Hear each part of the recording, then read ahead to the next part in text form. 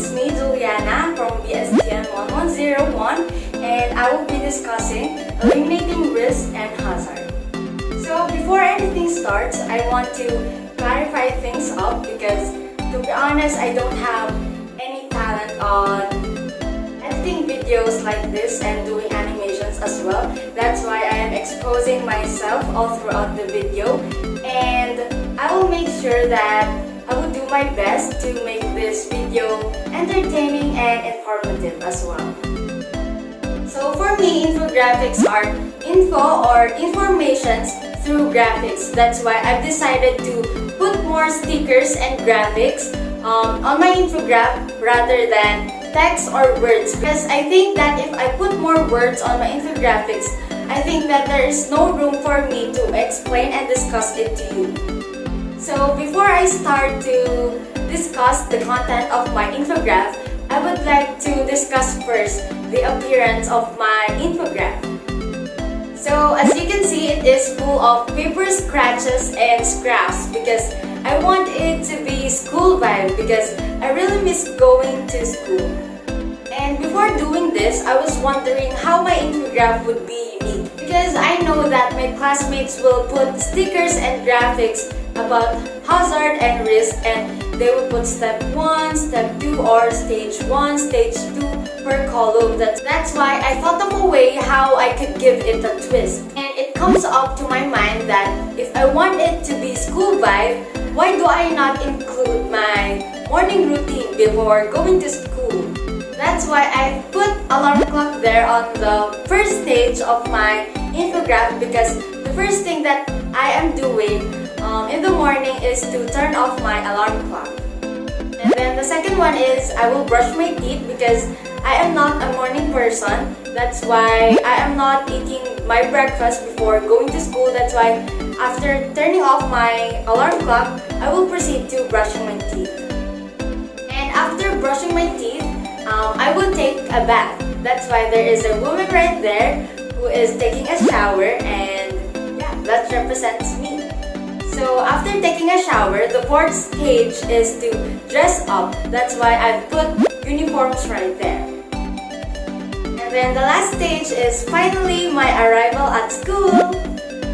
So for eliminating hazard and risk, at this time let us differentiate hazard and risk. So hazards are anything that can cause harm, damage or adverse health effects to the people in the workplace, and there are so many hazards depending on workplace, such as physical, biological, chemical, ergonomic, and psychosocial and safety hazards. So while risk on the other hand is the likelihood of a person being injured or receiving an adverse health effect due to a hazard.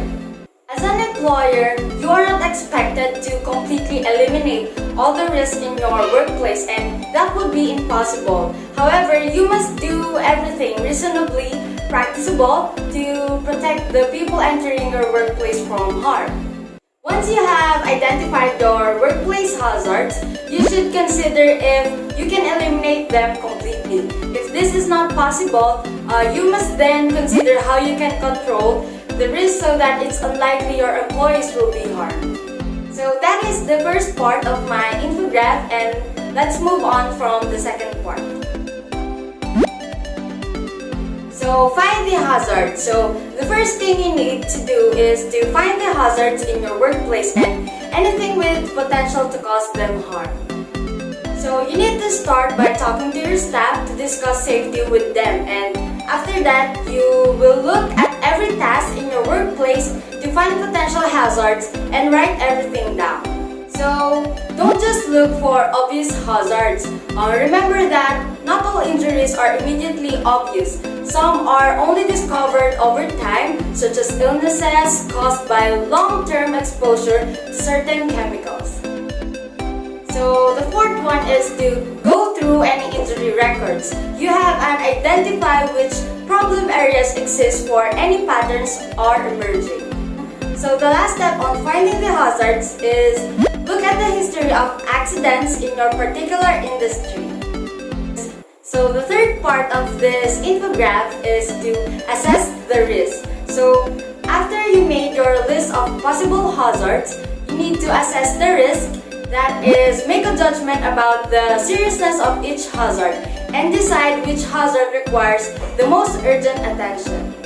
So once you've worked out which hazards have the greatest potential to cause injury or disease, mark them as your high priority hazards, and after that, rank them in priority order from highest to lowest priority.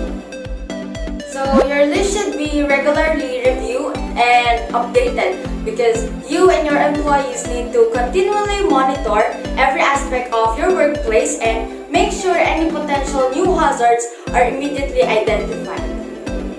So the fourth stage is to fix the problem. So when you prioritize your hazards on your list, you need to start immediately on the most important step of all, which is fixing the problems. So your first aim should be to totally remove the risk, but if it's not possible to totally remove a risk, you need to find ways to control it. You might have to alter the way certain jobs are done, change work procedures, or perhaps provide protective equipment for your workers. You'll often find there are simple solutions to many of the hazards in your workplace, but most of them will be inexpensive and some will cost nothing at all.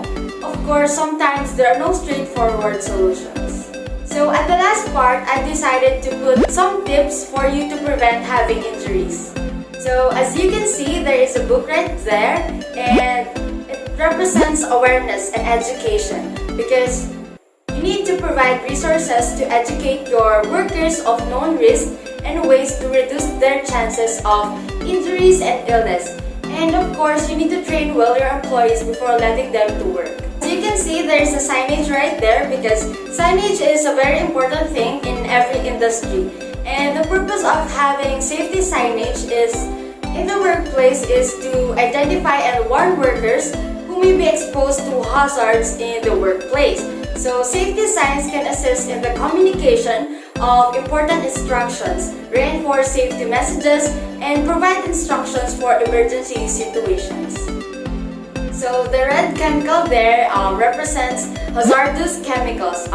If you have any hazardous chemicals in your workplace, you have a strict health and safety obligation to store these chemicals safely because any hazardous chemicals must be securely stored. So there is an issue which a couple buy milk tea on milk tea shop and the employee thought the chemical is a sugar syrup. That's why he put it on the milk tea and it causes death of the couple. A safe chemical storage location should primarily limit the exposure of workers and others to the risks associated with the chemicals and protect people from hazardous effects that could result from an accidental spillage and chemical reaction. And it is especially important that you never store hazardous chemicals in the vicinity of foods and drinks. So the gloves over there represents PPE or personal protective equipment because it is very important nowadays, especially when disinfecting surroundings of your establishments because it helps us to keep safe from any harm and viruses. So the hand and the sanitizer represents proper hygiene because maintaining good personal hygiene is very important in tourism and hospitality industry, especially when you are the one who is preparing the food for customers or the passengers. Because when you practice good hygiene, it will be lessen the risk of having any biological hazards to the food that you are preparing. So as you can see, there is a man right there which has an equipment or disinfectant, and that represents disinfecting because we all know that we are still suffering from COVID-19 pandemic. That's why disinfecting is a very important matter right now.